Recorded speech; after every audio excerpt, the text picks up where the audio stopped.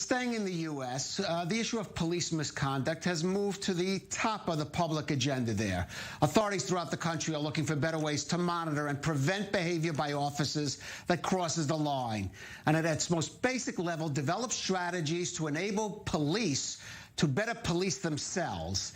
Now, one answer may be a training program designed to discourage police misconduct called EPIC, standing for Ethical Policing is Courageous, that is being adopted across the U.S. after months of protest over the use of excessive force. Its designer is an American Jewish academic and a Holocaust survivor, and a background that he credits as being part of his inspiration for this program. Well, joining us now is Professor Emeritus Irvin Staub, founding director of the Psychology of Peace and Violence program at the University of Massachusetts Amherst, and he joins us from Holyoke, Massachusetts. And Professor Staub, thanks for joining us. Briefly, you were a Holocaust, you were someone who experienced the Holocaust as a child in Hungary. Can you just briefly describe the incident that you say helped inspire you with this EPIC program? Well, that's a challenge because I had early experiences that are the root of my motivation. It was Raoul Wallenberg, a Swede who came to Hungary and in various ingenious ways saved the lives of many Jews. But even more importantly, it was a Christian woman who worked for my family, who took me and my sister into hiding at some point, then later returned us as we went into one of the houses that Raoul Wallenberg bought and that people with his protective passes could move into. And she endangered herself repeatedly to get food for us in the building. She was stopped by the Hungarian Nazis. The Arrow Cross threatened that they will kill her. And then she continued to help us. And she was part of my life. And she was the real inspiration for me, I believe, to later on start this work.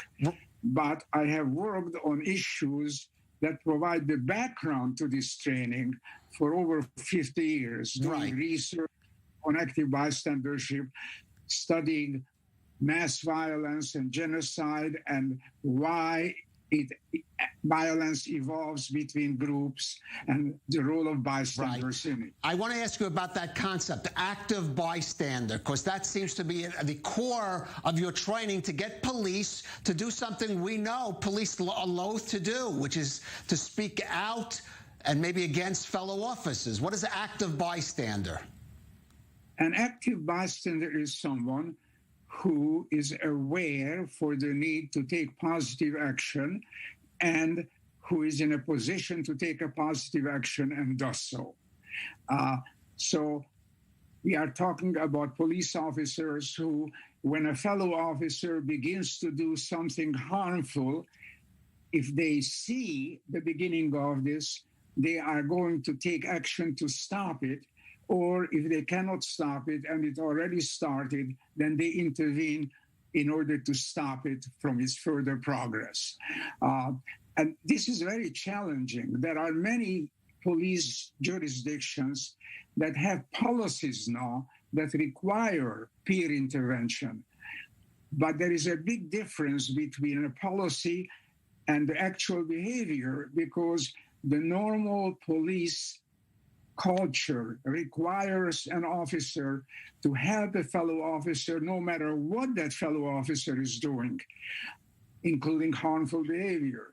So the culture has to be changed, and officers have to be trained, and superiors have to be trained so that they are going to support active intervention by officers.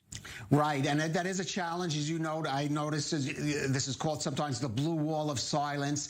But your training that you've developed has been used, certainly, and has found success in one city's police department, correct? New Orleans, what was the experience there? Well, we used it in New Orleans. Everybody was trained. We started with the top leaders of the department because they need to support this in order for it to work and train everybody else. And the results seem to be very promising. Complaints about police have gone down seriously. Violence against citizens have almost disappeared. Police even behaved in positive behavior towards people whom they used to harass.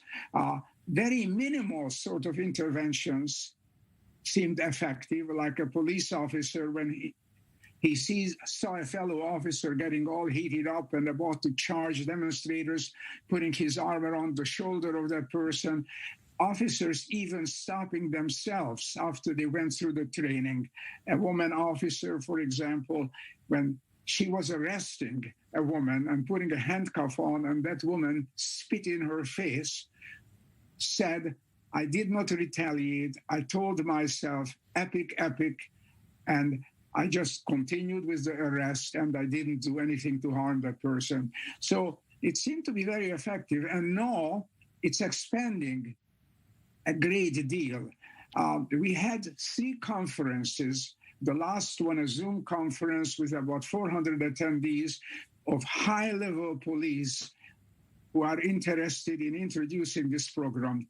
And after the George Floyd incident, when George Floyd was killed by an officer kneeling on his neck, and it created tremendous outrage, over 100 departments asked us for the training. And as I said, there is this new organization called ABLE, the abbreviation for Active Bystandership for Law Enforcement. And we already trained trainers, and we have 34 departments already signed up and committed to receive the training. And we hope to continue after that and extend the reach of it. Right. And I very much believe that if this training introduced in many places around the country, then American policing will be transformed. Well, let me ask you about that, Professor Stav, because this discussion we're having is against the backdrop of many people who are calling to defund the police, dismantle even police departments, just replace them with community policing.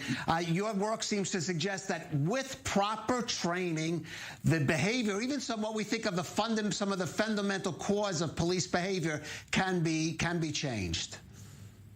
Yes, I very much believe that on the basis of our experience so far, and also on the basis of a lot of research and a lot of study that I did that showed the tremendous power of bystanders to change the behavior of other people.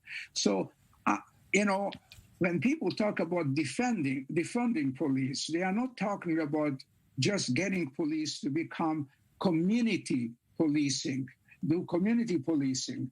What they are talking about is really getting rid of police and using that money for other good purposes. Well, those good purposes are good, but I do think that we need police. But we need police that behaves differently from the way that police in America has behaved for quite a long time. And I believe that if we get this training to many police departments, and, in order to get the training, a police department has to make a serious commitment. There are 10 requirements for them to fulfill, including letters from at least 2 community organizations that says that this department is really serious about this. So if they do this, then the training is free to them.